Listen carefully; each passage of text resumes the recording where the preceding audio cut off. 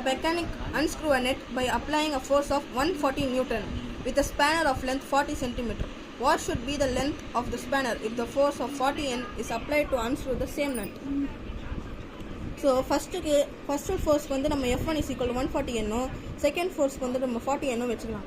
Given இப்படியே மேலே போய் கொஞ்சம் ஜூம் இந்த சைடு பண்ணோன்னா ஃபஸ்ட்டு ஸ்பேனோட லென்த் வந்து 40 centimetre.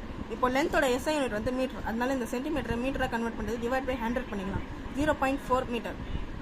Length of the second spanner வந்து நமக்கு தெரில. இப்போது இந்த ரெண்டு கேசஸ்லேயும் ஒரே ஸ்க்ரூவை வந்து அன்ஸ்க்ரூ பண்ணுறாங்க. அப்போனா அந்த ரெண்டு கேசஸ்க்கும் தேவையான டோர்க் வந்து ஒன்றா தான் இருக்கும். So F1 into L1 which is equal to torque. Torque is equal to F into D டிஸ்டன்ஸில். ஸோ இங்கே டிஸ்டன்ஸை வந்து நம்ம L1 எடுத்துக்கலாம். is equal to F2 into L2. F1 L1 தெரியும், 140 into 0.4. F2 தெரியும், ஆனால் L2 தெரியாது. ஸோ இந்த F2 வந்து இப்படி கீழே டிவைட்டில் வந்துடும். இங்கே வா, இப்போ வந்து 0 கேன்சல் பண்ணிக்கலாம். இங்கே வந்து 0.4 வரும், தப்பாக பிரிண்டிங் மிஸ்டேக் இருக்குது.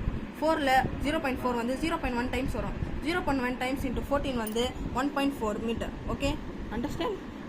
சரி, L2 is equal to 1.4 metre.